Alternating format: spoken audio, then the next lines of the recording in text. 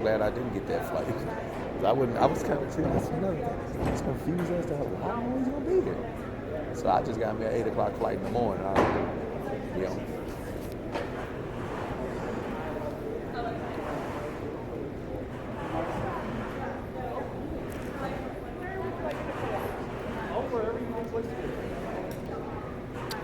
That's the voice of Josh Rosen as we get nearer and nearer to the draft on Orange and Blue 760. It's Crockett and Stout. We're live here at Sports Authority Field at Mile High. And we also have people at UC Health and people down in Dallas. Mm-hmm. It's full on as we talk the NFL draft. We're back into, we were talking about Josh Allen and the comments that he made, not Josh Rosen. And they're making it a huge deal. Right. So when I first thought about it today, I was like, where do you draw the line now? Is this so over the top where you actually, could you say he's an undraftable player?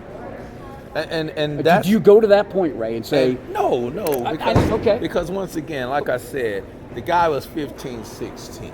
And at this point, any one of us can look back to when we're 15 and 16 and say there were some things we said, done, written, or whatever that we probably don't feel that way today, or we probably feel it was very stupid or ignorant to do. Yeah. But the biggest thing is this, is that when you take this, what he wrote and what he said, you have to understand where he was. Like, there was some circumstances that can make you feel a certain way. Like I brought up, my circumstance really made me feel a certain way before my mind did. Uncomfortable. Yes. When my circumstance was uncomfortable, I took my circumstance above my mind.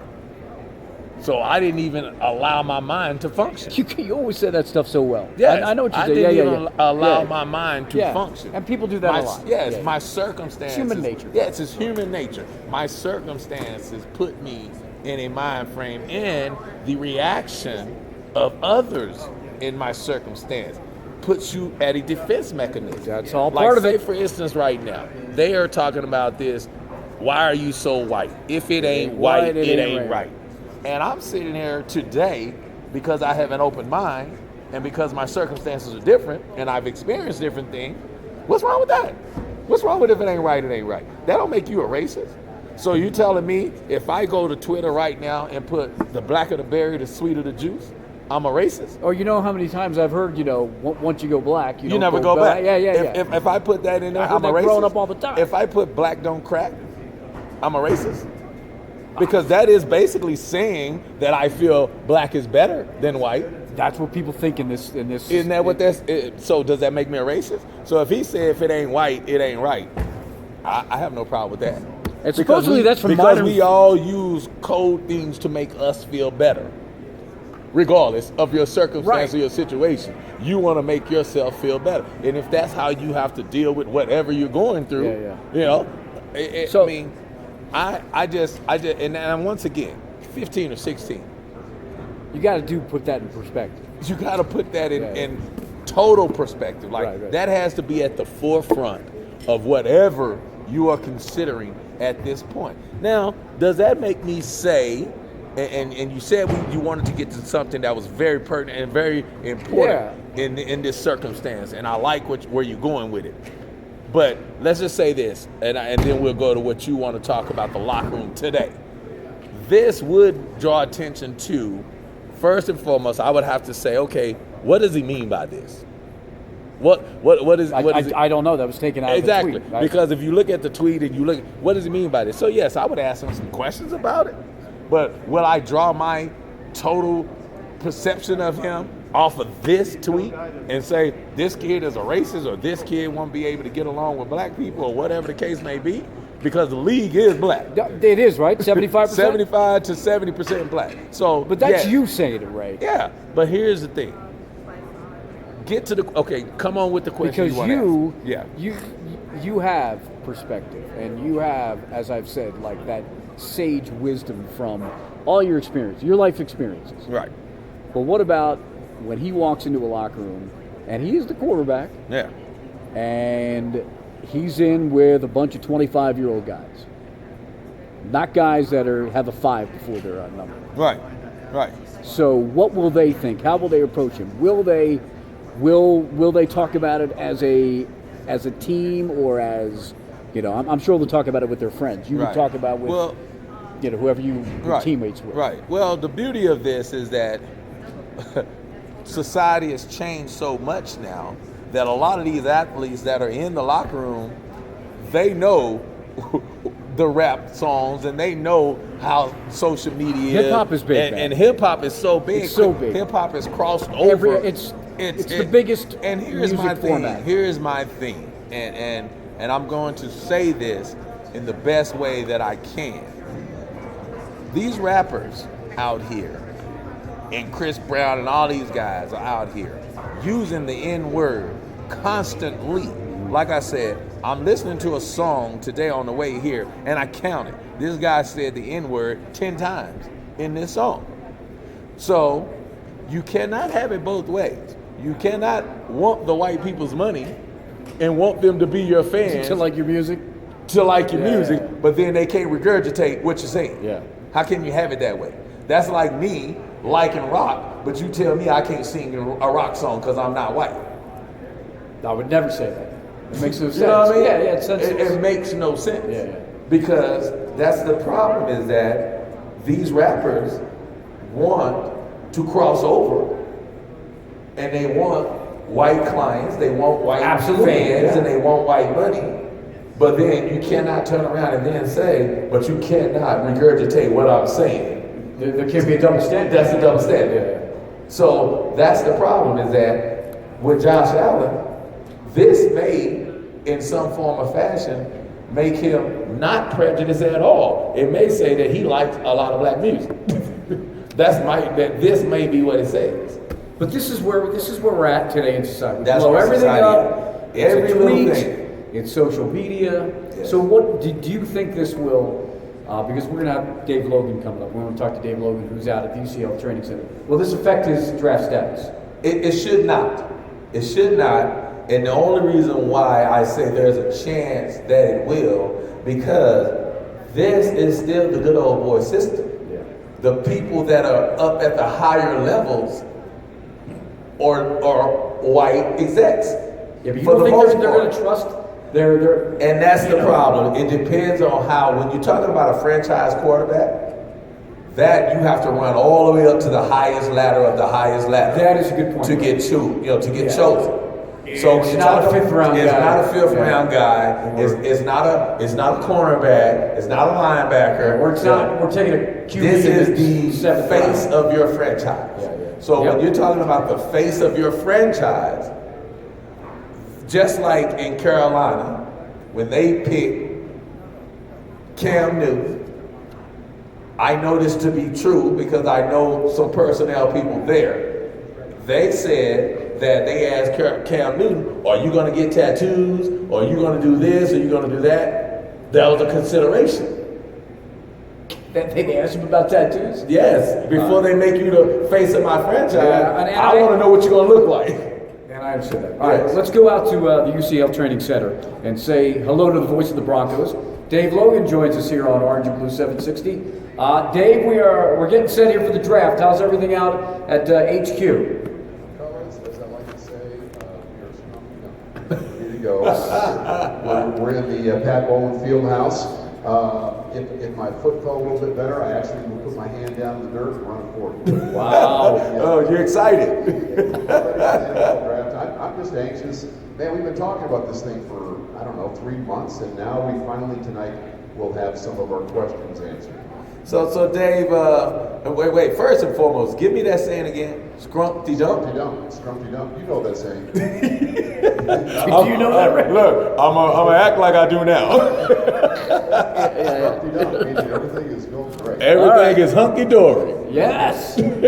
Well, Dave, we had to get into this Josh Allen stuff, and I want to get your opinion on it because you're a little older than myself, and it may approach you or affect you a different way. What did you feel, first and foremost, when you heard it, and then second of all, when you read it and understood what time frame it came from? Yeah, listen, when I I first heard it, I said, "Oh boy, this could not have come at a worse time." And then when I started listening to sort of what exactly had happened and when he put this out there, I better understood really, how this may have happened.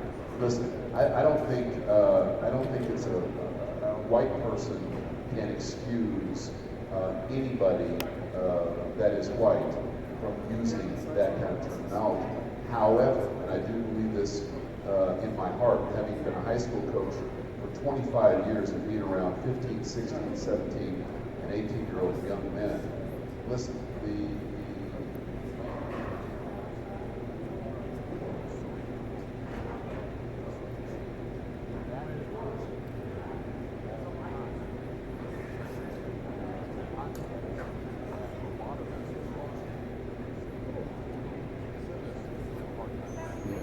Right.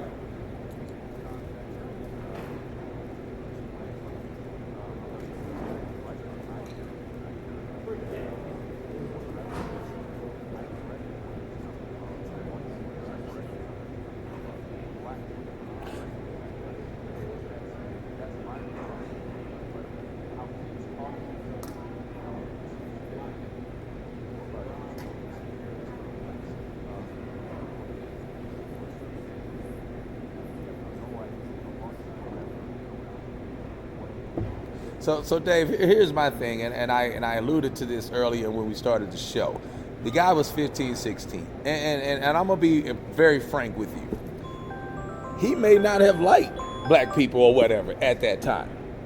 Real honest, because I don't know what the circumstances were. I don't know what his situation was. He's young. He's 15, 16, and I gave him a story about myself at 15.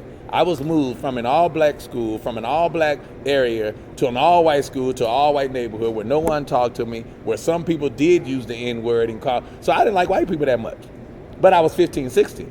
It wasn't that I didn't like white people. I just didn't understand it, and I didn't know it, and my circumstance and my mindset was closed. So at that point in time, you have to start to go back and say, what were the circumstances? What was the situation? You have to value all of that, because what you were at 15 and 16, once you open your mouth, pretty much what you probably was uncomfortable, more so than anything else.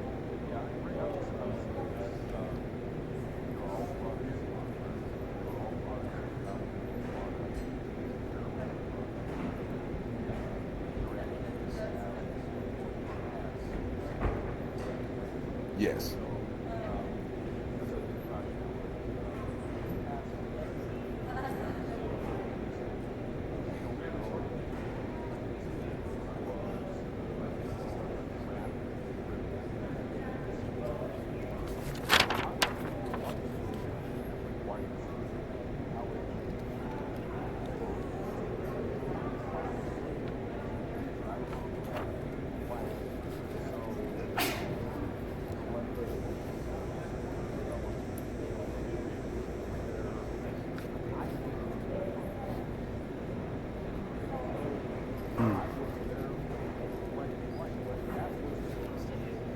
Mm-hmm.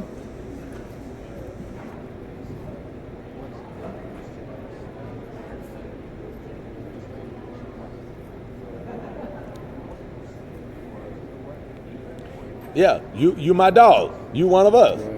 Yeah.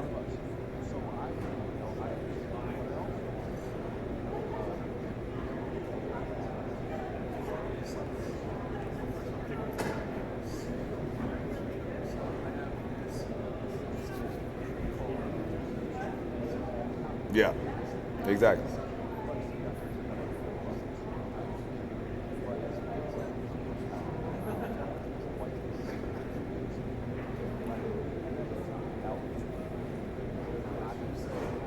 And the real reason is, Dave, is because most of the time you don't know where they're coming from, where their perspective is coming from. So like you said, growing up, you grew up around a lot of black people. Like I told Mark, I had a best friend that came with me. He was white. I used to call him my wigger. Yeah. I said, that's my wigger. Yeah. Yeah, but I never thought that I was being. But that's an acceptance term, like yes, Dave was talking but see, about. here's the thing. Just like you just said, Dave, I made this and I said this about what Josh Allen said about the rap situation. You can't have double standards, and I'm talking about these rappers, and I'm talking about black people in general. You can't have double standards when you want white people to listen to your music. You want white fans because you want to cross over and get their money, but you don't want them to regurgitate what you're saying. You can't have it that way.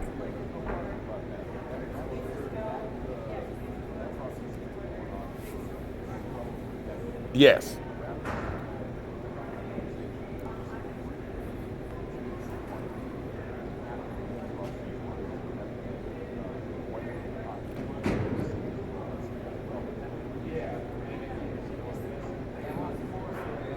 Yes.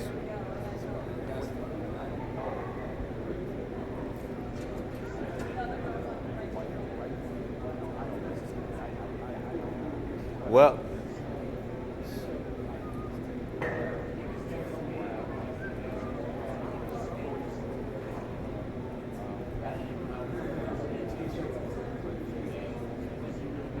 yes.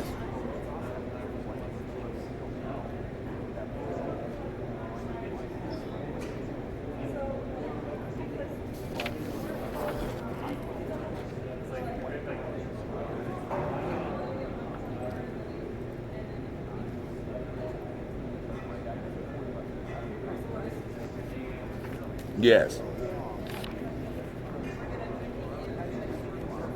Yes, yes.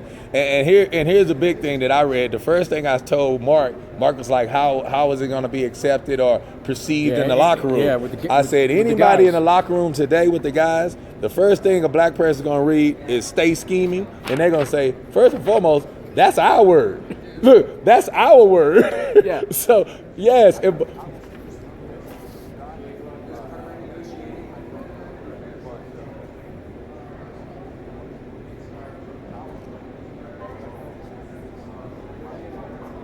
Yes, the running back. Yeah.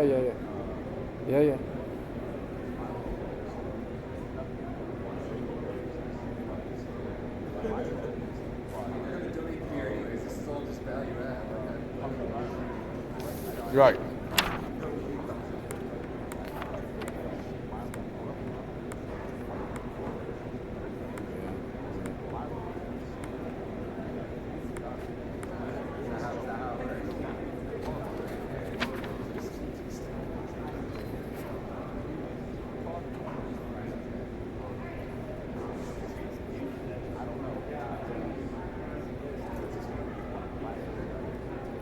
First thing I said is this, Dave. When I read this, the first thing I thought, this white boy cool. That's what Ray said to me. Yeah. I was like, this white boy got some swag. Like, I might want to roll with him. Exactly. Hey, Dave, before we let you go, expectations for this this 5th overall pick? Have you changed your mind? Have you thought it over? I know you have. Yeah.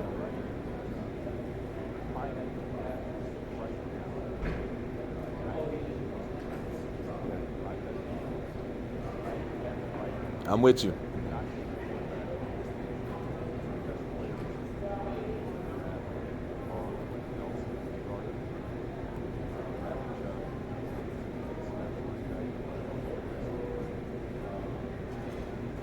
Saquon Barkley.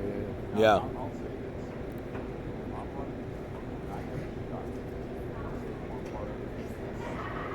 And I agree. I agree there. And on the flip side, Dave, I also agree with you with this being said. Hopefully we're not in this position often picking 5, but how often are you in this position picking 5 with a number of teams that have a couple of first round picks that you can get this kind of value if you trade out of it?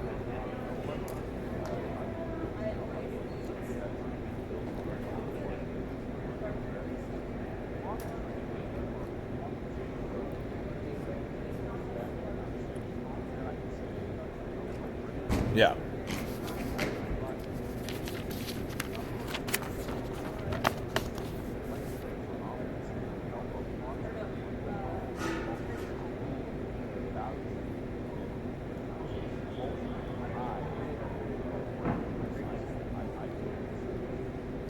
Yes, sir. I agree. Well, we can find out in about 2.5 hours. Dave, we'll hear you and Rick Lewis from the field house and from UCL Trading Center coming up at 6. And by the way, Dave, you're a pretty cool white boy yourself. Stay scheming, brother. All right. Dave. Oh, man. Yeah, Dave played wide receiver in the league. So. Hey, Dave was cool, too. Yeah. I'm serious about this, man. I read this tweet, and as I read this tweet and I'm listening this to is it, my guy. I said, this is cool white boy. Yeah. That's really what I came away from. It's cool white boy. I mean, minus the ends. Yeah. Minus the ends. Yeah. But it's cool white boy. Good. I stay scheming, too. Next hour, we're talking about the draft. We're coming back. Matter of fact, we scheming on number 5. Hey, way to go, Ray. That's funny, man. That's really what I read. I'm like, shit, this ain't nothing that I wouldn't have said. I remember when I was in high school, I wrote a rhyme. I said, these